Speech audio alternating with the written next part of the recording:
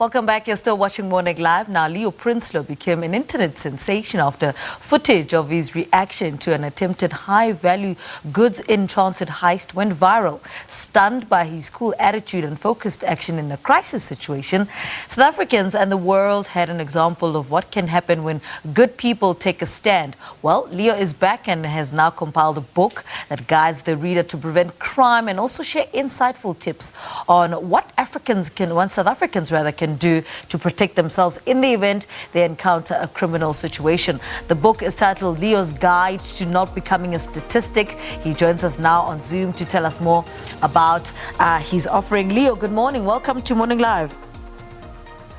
Morning, Leo. Thanks for being. Leo, what propelled you to write Leo's Guide to not becoming a statistic? To be honest, it wasn't truly my idea.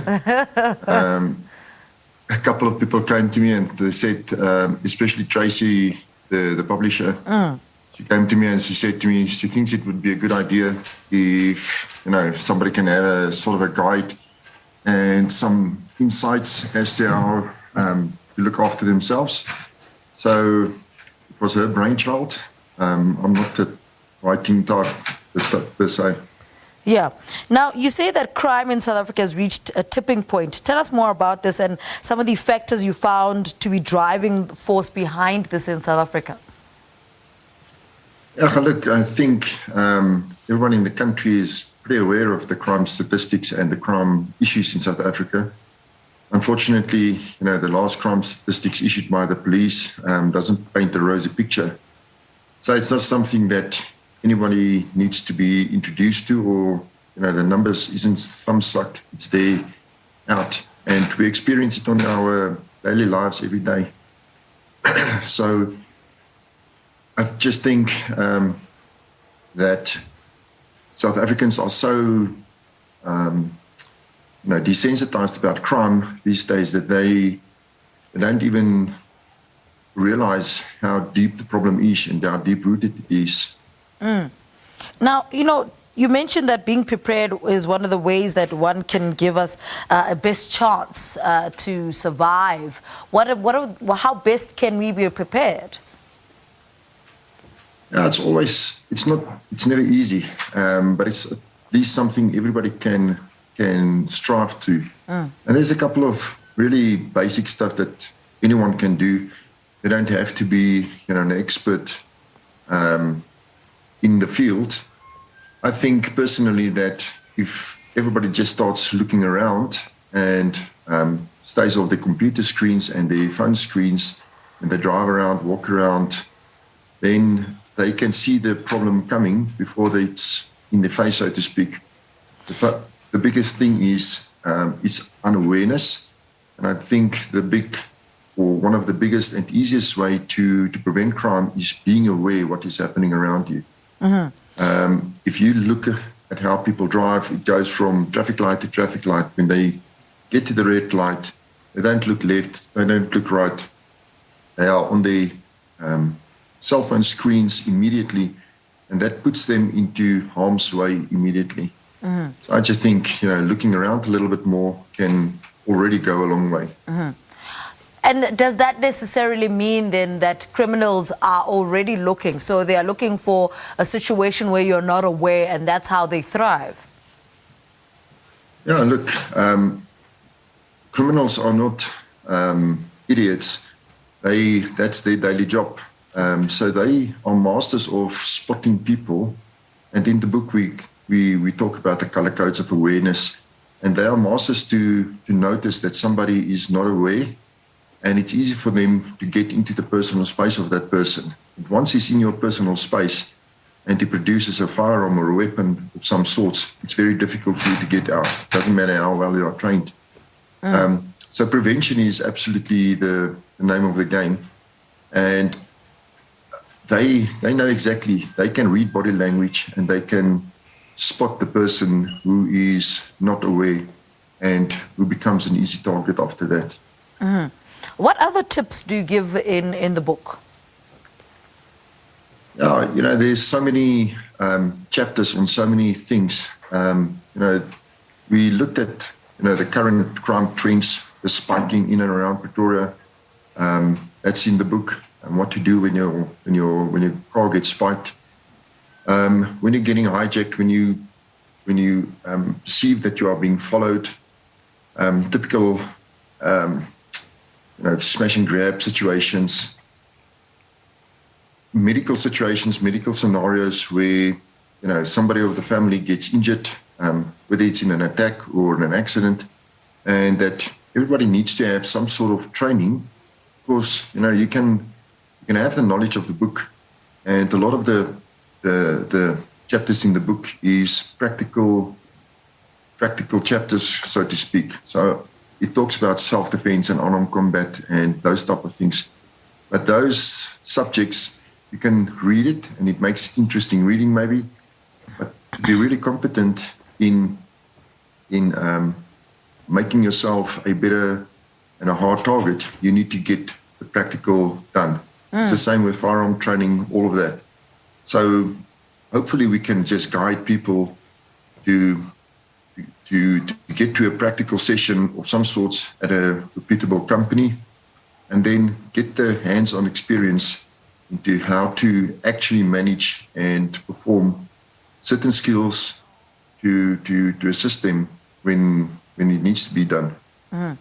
And I mean, how do you prevent something like this? It's one thing to be prepared, but there's something like a home invasion where they break into your house in the middle of the night. How do we prepare for something like that? When, let's say, for instance, you do have an alarm, but they just manage to bypass it. How do you prepare for something like that?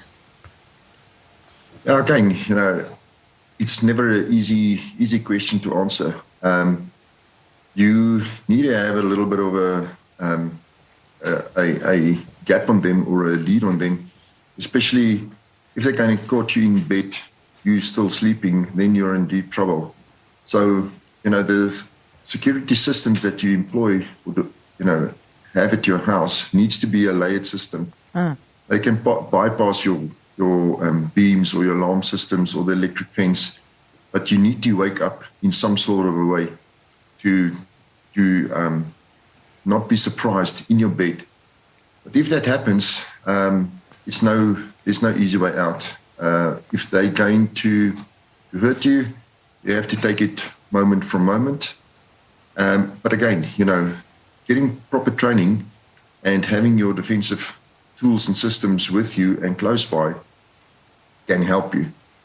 The other day, a lady in the Cape mentioned that they were in Guguletu, they were attacked, and she was held at gunpoint, and she didn't do anything, and she felt that she froze up, even though that she had training, unarmed combat training and self-defense training. She didn't do anything, and she thought, she was the